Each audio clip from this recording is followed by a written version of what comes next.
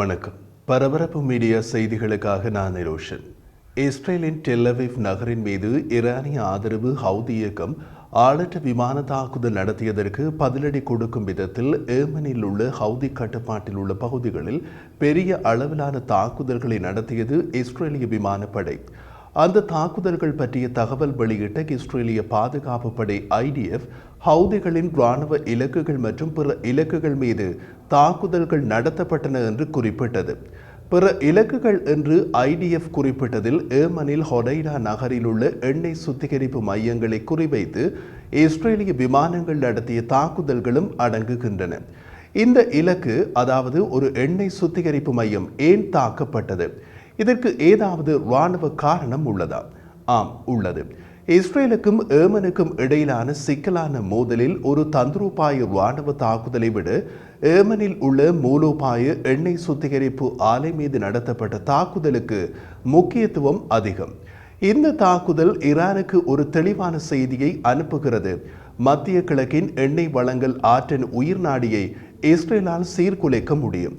Israel அதன் எதிரிகளின் அத்தியாவசிய ஆற்றல் சொத்துக்களை குறிவைப்பதன் மூலம் பொருளாதார மற்றும் இராணுவ திறன்களின் பாதிப்பை ஏற்படுத்த முடியும் என்பதை இந்த தாக்குதல் அடிக்கோடிட்டு காட்டுகிறது. தாக்கப்பட்ட இலக்கு, அதாவது எண்ணெய் சுத்திகரிப்பு மையம், எதிரியின் ஒரு நிலையான பொருளாதார வளங்களை பெரிதும் சார்ந்துள்ளது. தாக்குதலுக்குள்ளான ஏமன் எண்ணெய் சுத்திகரிப்பு மையம் குறிப்பிடத்தக்க விதத்தில் பெரிதாக இருந்தாலும் இஸ்ரேலின் மூலோபாய கணக்கீடுகளின் முதன்மை இலக்கு அது அல்ல. மாறாக இங்கு தாக்குதல் நடத்தியதன் மூலம் இஸ்ரேலால் பெரிய அளவில் எதை சாதிக்க முடியும் என்பதை இந்த தாக்குதல் ஈரானுக்கு காட்டுகிறது. இதை மிக தெளிவாக கூற வேண்டுமென்றால், ஈரானின் முக்கியமான எண்ணெய் உள்கட்டமைப்பு ஒன்றை இஸ்ரேலிய விமானப்படை விமானங்களால் குறிவைக்க முடியும் என்பதை ஏமனில் நடத்தப்பட்ட தாக்குதல் காட்டுகிறது. இன்னமும் குறிப்பிட்டு கூற வேண்டுமென்றால், ஈரானுக்கு சொந்தமான காட் தீவின் மீது சாத்தியமான தாக்குதல் பற்றிய எச்சரிக்கை அது. பாரசீக வளைகுடாவில் அமைந்துள்ள கார்க் தீவு ஈரானின் முதன்மை எண்ணெய் ஏற்றுமதி முனையம். இதுதான் ஈரானின் பெரும்பாலான கச்சா எண்ணெய் ஏற்றுமதிகளை கையாளுகிறது.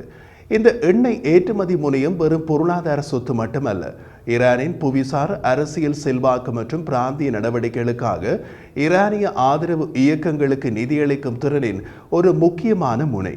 ஈரானின் முதன்மை எண்ணெய் ஏற்றுமதி முனையம் தாக்கப்பட்டால் ஈரானிய ஆதரவு இயக்கங்களான ஏமனின் ஹவுதிகள், லெபனானில் ஹெஸ்பொல்லா, ஈராக் மற்றும் சிரியாவில் உள்ள ஷியா பிரிவு இயக்கங்கள், காசாவிலும் மேற்கு கரையிலும் ஹமாஸ் அனைத்திற்கும் நிதியளிக்கும் ஈரானின் பொருளாதாரத்தின் திறன் பாதிக்கப்படும்.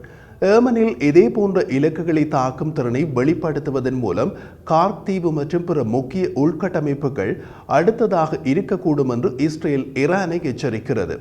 அணுசக்தி லட்சியங்கள் முதல் பிராந்தியத்தில் உள்ள தமது ஆதரவு இயக்கங்களின் ஆதரவு வரை ஈரானால் முன்வைக்கப்படும் பன்முக அச்சுறுத்தல்களை இஸ்ரேல் நீண்ட காலமாக அறிந்திருக்கிறது.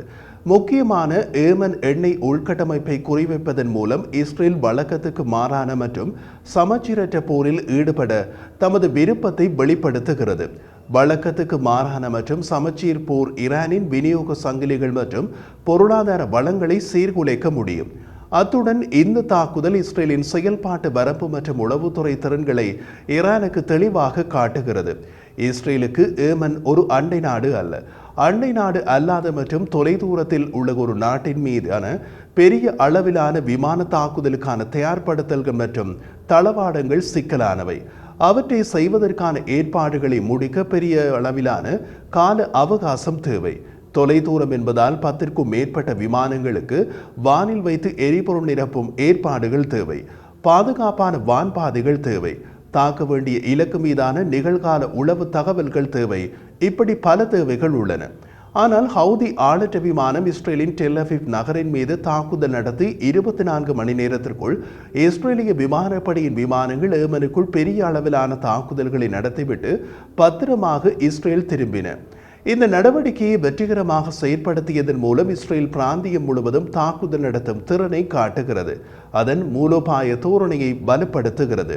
வெறும் வார்த்தை எச்சரிக்கைகளுக்கு பதிலாக செயல்பாட்டின் மூலம் எதிரிகளை எச்சரிக்கிறது. அத்துடன் இந்த தாக்குதலின் பின்னணியில் மற்றும் ஒரு நோக்கமும் உள்ளது. இந்த நடவடிக்கையை பிராந்திய நிலைத்தன்மையின் பெரிய அளவிலான தாக்கங்களை சர்வதேச சமூகத்திற்கு நினைவூட்டுகிறது. உலக பொருளாதாரம் மத்திய கிழக்கிலிருந்து வரும் எண்ணெயின் சீரான வளங்களுடன் சிக்கலானதாக இணைக்கப்பட்டுள்ளது. எந்த ஒரு குறிப்பிடத்தக்க இடையூறும், குறிப்பாக ஈரானின் கார்த்தீவு போன்ற முக்கிய ஏற்றுமதி முனையங்களில் ஏற்படக்கூடிய இடையூறு உலக அளவில் ஆழ்ந்த பொருளாதார விளைவுகளை ஏற்படுத்தும். இத்தகைய இடையூறுகளுக்கான சாத்தியக்கூறுகளை விளக்குவதன் மூலம் ஈரானிய அச்சுறுத்தலை தீவிரமாக எடுத்துக் கொள்ளுமாறும், டெஹ்ரானின் தாக்குதல் பலத்தை குறைக்கும் இஸ்ரேலின் முயற்சிகளை ஆதரிக்குமாறும் இஸ்ரேல் உலகளாவிய சக்திகளை மறைமுகமாக வலியுறுத்துகிறது. ஏமனில் எண்ணெய் உள்கட்டமைப்பு மீதான தாக்குதல் ஒரு பெரிய மூலோபாய கதையின் நுண்ணிய வடிவமாகும். இஸ்ரேல் தனது தேசிய பாதுகாப்பு நலன்களை பாதுகாக்கவும் பிராந்தியத்தின் நிலைத்தன்மையை உறுதிப்படுத்தவும் தீர்க்கமான நடவடிக்கை எடுக்க தயாராக உள்ளது என்பதை இந்த தாக்குதல் சர்வதேசத்திற்கு தெளிவாக காட்டுகிறது. ஏமன் தாக்குதலை ஈரானின் கார்த்தீவின் மீது சாத்தியமுள்ள தாக்குதலுடன் மானசீகமாக இணைப்பதன் மூலம் இஸ்ரேல் ஒரு சக்தி வாய்ந்த எச்சரிக்கையினை தெரிவிக்கிறது. அந்த எச்சரிக்கை மத்திய கிழக்கில் தாக்குதல்களால் உலக நாடுகளில் விளக்குகள் அணைக்கப்படலாம். பிராந்திய அமைதி மற்றும் பாதுகாப்பை அச்சுறுத்துபவர்கள் குறிப்பிடத்தக்க விளைவுகளை சந்திக்க நேரிடும். அந்த விளைவுகளை ஏற்படுத்த இஸ்ரேல் தயங்காது. ஒரு நாட்டின் பாதுகாப்பை பேணுவதில் ஆற்றலின் பங்கு முதன்மையானது. எதிரியின் ஆற்றல் விநியோகத்தை சீர்குலைப்பது அவர்களின் இயக்கத்திறனை குறைமதிப்புக்கு உட்படுத்தும் ஒரு சக்தி வாய்ந்த முறையாகும். மத்திய கிழக்கு புவிசார் அரசியலின் நிலையற்ற மற்றும் ஒன்றோடொன்று இணைக்கப்பட்ட உலகின் இஸ்ரேலின் செய்தி முக்கியமானது. அவை எதிரிகளை தடுப்பதற்கு மட்டுமல்லாமல் உண்மையான அச்சுறுத்தல்களை ஒடுக்குவதற்கும் நட்பு நாடுகள் மற்றும் நடுநிலை நாடுகளை ஊக்கப்படுத்தவும் உதவுகின்றன. செங்கடலில் ஹவுதி இயக்கத்தின் வணிக கப்பல்கள் மீதான தாக்குதல்கள் அமெரிக்கா மற்றும் பிரிட்டனை ஏமனில் உள்ள இலக்குகள் மீது விமான தாக்குதல்களை நடத்த தூண்டின.